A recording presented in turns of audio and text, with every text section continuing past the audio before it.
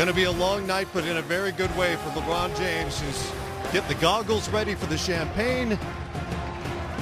Got the championship hat on as well. The t-shirts are already out. The celebration is well underway here at Oracle Arena as the Cavaliers return the favor done to them by the Warriors last year by celebrating on their home floor.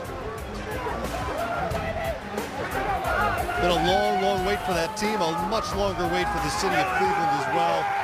LeBron James' stated desire to come back and get a championship for the land, as he calls it, has come to fruition. We are live at the finals. Great to have you with us, everybody.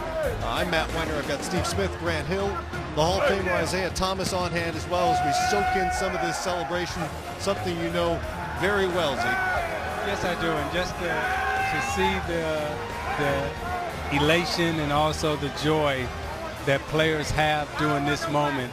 You know, I always get a little misty-eyed whenever I see these celebrations because you know exactly what's going on inside their body, the joy that they're feeling, and the enthusiasm that they're displaying. I mean, it's unbelievable to win a championship, but for the Cavs to come back from 3-1. I mean, they came out, and then to have the game we had, I take my hat off to both teams, but T. Lue, give him a lot of credit. He coached this one, and LeBron and Kyrie were spectacular down the end. I couldn't agree more, Steve. Just to understand what this team has gone through and all the scrutiny, all the negativity, all the stories, all the people talking about what they couldn't do. And they figured it out themselves this year. They had a great journey, and they had some adversity here in the finals, Isaiah. But I'll tell you what, their stars, Kyrie Irving, LeBron James, Tyronn Lue, the entire team believed, and here they are now champions, bringing that championship and getting rid of that curse that's been in Cleveland. In rally mode. You know, guys, I grew up here about 10 minutes east. This is a good town, and these people deserve what has happened to them tonight. Miami returns here and makes good on the championship. Kyrie Irving, heroic shot to decide the game. But these folks, come on over here. And they did it, as Vince said, on a promise delivered by LeBron James. You know, folks got on him about assembling his guys, putting together his roster, because that was the perception, and it came through. They've got a title. You know, just to go back and watch LeBron James, how much pressure is to come back after you leave Cleveland. The phenomenal run he had in the finals last year without Kyrie and without Kevin Love. And then the exact same thing, you start talking about these last 3 games, Zeke and Grant Hill. You couldn't write it up and it was done. And I think the two guys you mentioned, Tyronn Lue and LeBron James, and the tone they set at the press conference. Tyronn Lue talking about we're going to go there. He's confident. You saw the team come out in Game 5. They played with confidence. LeBron James set the tone. 2 back-to-back 40-point games, and ending Game 7 with a triple-double, a huge block that was just all effort, all desire, all heart. I mean, this really represents what Cleveland's all about, a blue-collar city, and they played blue-collar basketball to get this win against a very good Golden State team. And I think when you talk about T. Lue, he had so many different decisions he had to make. Kevin Love sitting out with the concussion. Who do you start? Kevin Love coming back. He did a fantastic job, in my opinion, taking over after Coach Black. You know the pressure was to get to the championship and win it.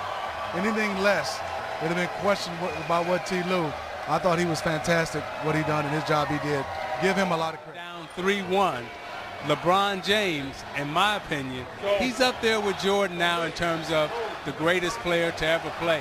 When I look at it, you're looking at LeBron James, Kareem Abdul-Jabbar, Michael Jordan. Pick either one of those 3.